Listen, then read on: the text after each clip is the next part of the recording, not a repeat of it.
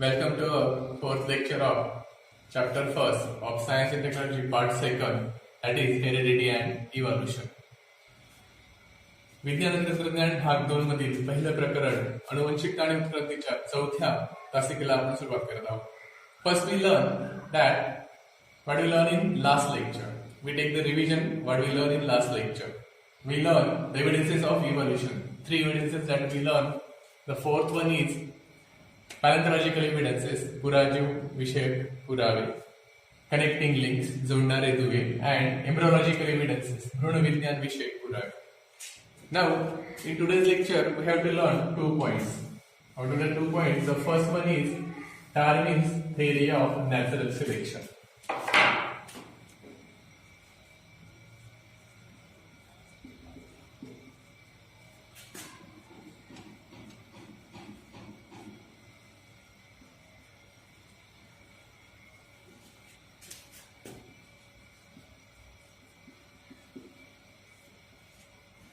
डार्विनचा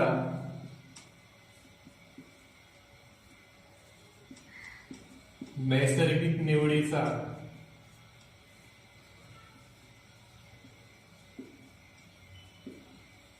सिद्धांत.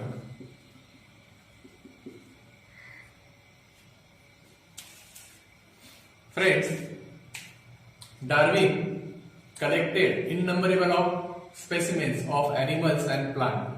He observed them and he concluded and he proposed the theory of natural selection, that is survival of fittest.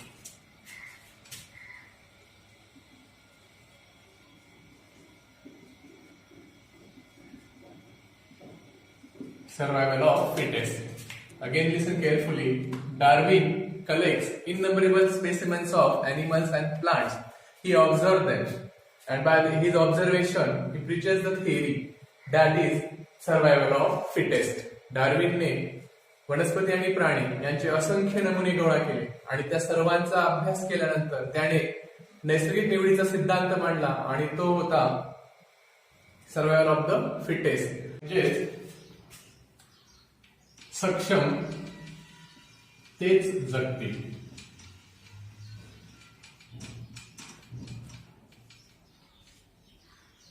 Darwin, by all the conclusions, wrote a book, and the name of the book is Origin of Species.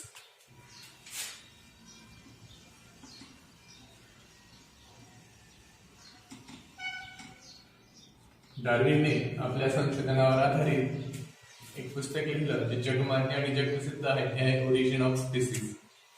Darwin stated that all the living organisms reproduce themselves prolifically and they compete with each other in a life-threatening manner. डार्विनच्या सिद्धांतानुसार प्रत्येक सजीव हा स्वतःची पिढी किंवा स्वतःचा वर्ग वाढवण्यासाठी पुनर्जनन करत असतो, प्रजनन करत असतो आणि ते करत असताना ते एकमेकांशी जीवघेणी स्पर्धा करतात. And the only living organisms can win who develop, who modified the changes which are essential for the win. आणि यामध्ये फक्त तेच सजीव टिकून राहतात की जे जिंकण्यासाठी आवश्यक असलेले बदल स्वतःमध्ये घडवून आणतात. But according to Darwin, not only this, the natural selection also plays the important role in living organisms, because by natural selection the survival of the fittest means only the fit will survive and others will perish. नैसर्गिक निवडीचा सिद्धांत हा देखील एक महत्वाची भूमिका बजावतो. नैसर्गिक निवडीनुसार जे सक्षम आहे त्यांची निवड केली जाते आणि तेच फक्त जगतील आणि इतर हे नाश पावतील. And the selected ones reproduce themselves with the specific characteristics and rule on the earth. आणि जे निवड झालेले सजीव आहेत ते स्वतःला त्यांच्या नवीन वैशिष्ट्यांसह त्यांचं प्रजनन घडवून आणतील आणि या भूतलावर राज्य करतील. The theory of natural selection of Darwin is widely accepted all over the world for a long time. But at that time also there are few questions on Darwin's theory of natural selection. That questions are: the natural selection is not the only factor which is responsible for evolution. Darwin does not explain about the useful and useless changes, as well as Darwin is not give explain about the slow and abrupt changes. डार्विनचे theory, डार्विनचा नैसर्गिक निर्मिती सिद्धांत जरी जगमान्य असला आणि तो मोठ्या कालावधीसाठी सर्वमान्य होता, तरी त्या डार्विनच्या सिद्धांतावर काही प्रश्न निश्चितच निर्माण होतात. जसं नैसर्गिक निवडीचा सिद्धांत हाच एकमेव घटक नाही की जो उत्क्रांतीसाठी कारणीभूत आहे. डार्विनने उपयुक्त आणि अनुपयुक्त अशा दोन्ही गोष्टींवर काही भाष्य केले नाही आहे. त्याचबरोबर हळूवार घडणारे बदल आणि अचानक घडणारे बदल या दोघांबद्दलही डार्विनने काही जास्त भाष्य केलेलं नाहीये. This is all that Darwin's theory of natural selection, डार्विनचा नैसर्गिक निवडीचा सिद्धांत. Now we will learn the next concept. Next point is Lamarckism.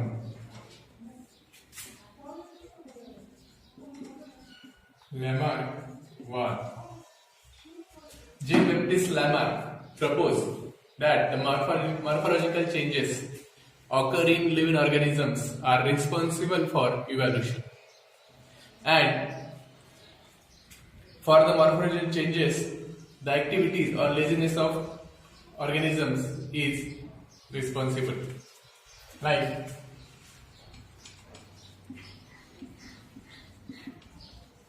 morphological changes occur in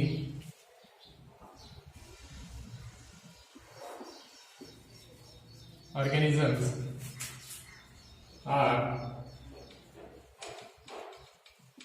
responsible for evolution. म्हणजे सजीवांमध्ये घडणारे शारीरिक अंगांचा बदल हा त्या सजीवांच्या उत्क्रांतीसाठी कारणीभूत असतो, किंवा सजीवांची उत्क्रांती होत असताना त्या सजीवांमध्ये अनेक प्रकारचे शारीरिक अंगांचा बदल घडत असतो. And this is because the activities or laziness of organisms. This is because activities or laziness of organisms म्हणजे सजीवांची क्रियाशीलता किंवा सजीवांचा आळस. सजीवांची क्रियाशीलता किंवा सजीवांचा आळस यामुळे सजीवांच्या शरीरातील अंग हे मॉडिफाईड डेव्हलप होतात, विकसित होतात, किंवा ते डिजेनरेट होतात, म्हणजे ते त्यांचा ऱ्हास होतो. Jean-Baptiste Lamarck further state that he give many examples like the neck of giraffe and also state it is as uselessness and uselessness, म्हणजे वापर आणि न वापर यामुळे होणारा बदल. He give many examples like the neck of giraffe. The giraffe have habit of browsing leaves on the tall trees.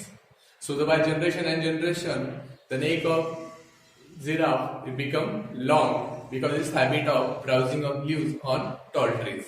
म्हणजे जिराफाची मान ही जिराफाचे उंच झाडावरील पानं खाण्याच्या सवयीमुळे पिढ्यानपिढ्या त्याच याच्यामुळे लांब लांब आणि लांब होत गेली. The shoulders of Iron Smith also become strong because of his work. लोहाराचे खांदे हे देखील किंवा स्नायू हे देखील बळकट आणि मजबूत होतात कारण त्याच्या कामाच्या सवयीमुळे. The birds like ostrich and emu lose they could not fly because their wings are very small. Because of their habit, they run on and walk on the earth's surface. They could not fly, so their wings become big. शहामृग आणि emu सारखे पक्षी हे देखील आकाशात उडत नसल्यामुळे ते फक्त भूतलावर चालतात किंवा पळतात, ते आकाशात उडत नाही, आणि त्यामुळे त्यांचे पंख हे पिढ्यानपिढ्या युजलेस असल्यामुळे, त्याचा वापर होत असल्यामुळे हे कमकुवत बनत गेले आणि छोटे बनत गेले. The legs of swan and dove modified in the way that they are useful in water. त्याचप्रमाणे बदक हंस यांचे पाय पाण्यातच राहत असल्यामुळे त्या दृष्टीने त्यामध्ये बदल घडत गेला. And the habit of snake to burrowing in sand or in land they lose their legs in generations. त्याचप्रमाणे बिळात राहण्याच्या सवयीमुळे किंवा हॅबिट्समुळे सापांचे पाय हे देखील हळूहळू नष्ट झाले. All these changes are the example of acquired characters. ही सर्व उदाहरणं जी लॅमार्कने दिली आहेत ही सगळे मिळवलेल्या वैशिष्ट्यांची आहेत. And this is all is called that the theory of inheritance of acquired characters. आणि यालाच मिळवलेल्या बदलांच्या संक्रमणाचा सिद्धांत असे म्हणतात. Now, degeneration or modification of organs is widely accepted, but at the same time, the transfer of these characteristics from one generation to another generation is disapproved or it is rejected, because by many examples or by many tests, it is proved that the modification in body organs of us cannot be transferred from one generation to another generation. लॅमार्कचा हा organs म्हणजे इंद्रियांच्या विकसित होण्याचा सिद्धांत हा सर्वदूर मान्य झाला. पण हे गुणधर्म एका पिढीतून दुसऱ्या पिढीमध्ये संक्रमण होण्याच्या याला सगळ्यांचा विरोध झाला. कारण अनेक प्रकारच्या चाचण्यानंतर हे सिद्ध झालंय की एका पिढीने त्याच्या जीवनकालात मिळवलेली वैशिष्ट्य ही दुसऱ्या पिढीकडे हस्तांतरित होत नाही. आणि यालाच डिसअप्रूव्ह म्हणजे विरोध करण्यात आला आणि लॅमार्किझम हा सिद्धांत अमान्य झाला. The theory of Lamarckism is disapprove by the world. Okay, today we will conclude this and we will meet in next chapter. Until then, goodbye. Thank you.